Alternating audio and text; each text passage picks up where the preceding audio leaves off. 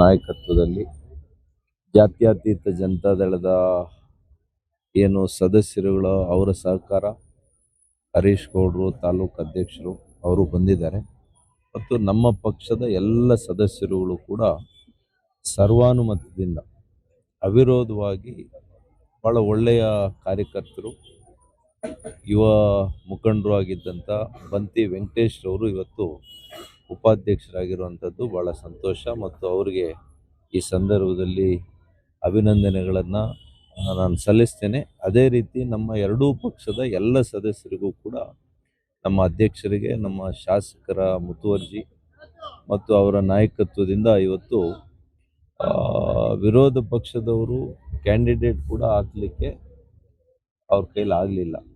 So ಅಷ್ಟರ ಮಟ್ಟಿಗೆ ದೊಡ್ಡಬಳ್ಳಾಪುರ ಕ್ಷೇತ್ರದಲ್ಲಿ ರಾಜಕೀಯ ಹಿಡಿತವನ್ನು, ಎರಡೂ ಪಕ್ಷಗಳ ಒಂದು ಸಂಬಂಧವನ್ನು ಒಳ್ಳೆಯ ರೀತಿಯಲ್ಲಿ ನಡೆಸ್ಕೊಂಡು ಹೋಗ್ತಾ ಇರ್ತಕ್ಕಂಥ ನಮ್ಮ ಶಾಸಕರು ಮತ್ತು ಆ ಪಕ್ಷದ ಮುಖಂಡರುಗಳಿಗೆ ನಾನು ಹೃದಯಪೂರ್ವಕವಾದಂಥ ಅಭಿನಂದನೆಯನ್ನು ಸಲ್ಲಿಸ್ತೇನೆ. ಸರ್ SR ವಿಚಾರವಾಗಿ ನಿನ್ನೆ ಎರಡು ಪಕ್ಷಗಳು ಸಭೆ ನಡೆದಿದೆ.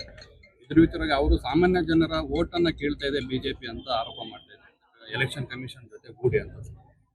ಅಲ್ಲ ನೋಡ್ರಿ, ಇದೇನು ಕಣ್ಮುಚ್ಚಿ ಯಾರಿಗೂ ಕೂಡ ತೆಗೆದುಕೊಂಡು ಹೋಗ್ಲಿಕ್ಕೆ ಸಾಧ್ಯ ಇಲ್ಲ.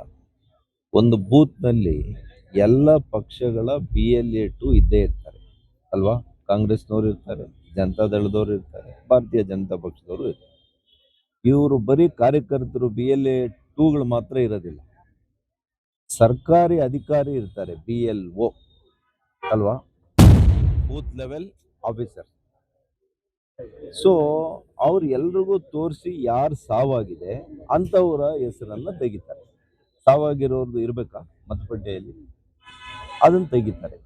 ಯಾರು ಬೇರೆ ದೇಶದಲ್ಲಿ ನೆಲೆಸಿರ್ತಾರೆ, ಬೇರೆ ಊರಿನಲ್ಲಿ ನೆಲೆಸಿರ್ತಾರೆ, ಅಂಥವ್ರ ಹೆಸರು ಇಲ್ಲೂ ಇದ್ದು ಅಲ್ಲೂ ಇರಬೇಕಾ, ಎರಡು ಕಡೆ ಇರಬೇಕಾ, ಅದನ್ನು ತೆಗಿತಾರೆ. ಇದನ್ನು ಬಿಟ್ಟು ಆ ಗ್ರಾಮದಲ್ಲಿರುವಂಥವ್ರು, ಆ ಬೂತಲ್ಲಿರ್ತಕ್ಕಂಥವ್ರನ್ನ ತೆಗಿಲಿಕ್ಕೆ ಸಾಧ್ಯನೇ ಇಲ್ಲ. ಹಂಗಿದ್ರೆ ಬೇರೆ ಪಕ್ಷದವರು ಕಂಪ್ಲೇಂಟ್ ಮಾಡಲ್ವಾ?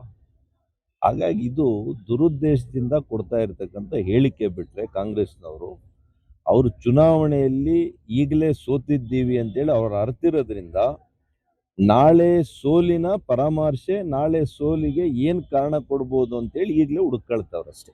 ಬಿಜೆಪಿ ಕ್ಯಾಂಡಿಡೇಟ್ಸ್ ಎಲ್ಲಿ ಕಡಿಮೆ ಅಂತರದಿಂದ ಗೆದ್ದಿದಾರೋ ಅಂತ ಪ್ರದೇಶಗಳನ್ನ ಪಾಯಿಂಟ್ ಔಟ್ ಮಾಡಿ ಅಲ್ಲಿ SIR ಜಾರಿಗೆ ತರುವಂತ ಕೆಲಸ ಆಗ್ತಿದೆ. SIR ಇದು ಮೊದಲನೇ ಸಲ ಅಲ್ಲ, ದೇಶದಲ್ಲಿ ಅದು ಕಾಲಕ್ರಮೇಣ ಆಗ್ತಾ ಬರ್ತಿದೆ, ಈಗಲೇ ಡಿಲೇ ಆಗಿದೆ ಇದು. ಹಾಗಾಗಿ ಈಗ ಯಾವ ಸರ್ಕಾರ ಕೇಂದ್ರದಲ್ಲಿದ್ರೂ ಕೂಡ ಇದು ಮಾಡಲೇಬೇಕಾಗಿರ್ತಕ್ಕಂಥ ಒಂದು ಕ್ರಮ ಇದು. ಹಾಗಾಗಿ ಈಗ ಆಗ್ತಾ ಇದೆ, ಇದಾಗಲೇಬೇಕು. ಕಾಂಗ್ರೆಸ್ ಇರಲಿ, BJP ಇರಲಿ, ಇನ್ನೊಂದು ಪಕ್ಷ ಇರಲಿ, ಇದಾಗಲೇಬೇಕು. ಈ ದೇಶದ ಸೆನ್ಸಸ್ ಆಗಬೇಕು, ಈ ದೇಶದ ಡಿಲಿಮಿಟೇಷನ್ ಆಗಬೇಕು ಮತ್ತು ಕರೆಕ್ಟಾಗಿರುವಂಥ ಒಂದು ವೋಟರ್ ಲಿಸ್ಟ್ ಆಗಲೇಬೇಕು. ಅದು ಆಗ್ತಾ ಇದೆ. ಅದಕ್ಕೆ ಎಲ್ಲರೂ ಕೂಡ ಸಹಕರಿಸಬೇಕು. ತಪ್ಪಾದರೆ ಅವರಿಗೆ ಕೋರ್ಟ್ಗೆ ಹೋಗ್ಲಿಕ್ಕೂ ಅವಕಾಶ ಇದೆ, BLOಗೆ ಹೋಗಿ ಹೇಳಲಿಕ್ಕೆ ಅವಕಾಶ ಇದೆ, ಸ್ಟೇಟ್ ಎಲೆಕ್ಷನ್ ಕಮಿಷನ್ ಹತ್ರ ಹೋಗಿ ಹೇಳಲಿಕ್ಕೆ ಅವಕಾಶ ಇದೆ, ಎಲ್ಲವೂ ಇದೆ. ಇವೆಲ್ಲವೂ ಬಿಟ್ಟು ಅವ್ರು ಏನು ಮಾಡ್ತಾ ಇದ್ದಾರೆ, ಮಾಧ್ಯಮದ ಮುಂದೆ ಸುಳ್ಳು ಹೇಳೋದನ್ನು ಅಭ್ಯಾಸ ಮಾಡ್ಕೊಂಡಿದ್ದಾರೆ ಅಷ್ಟೇ.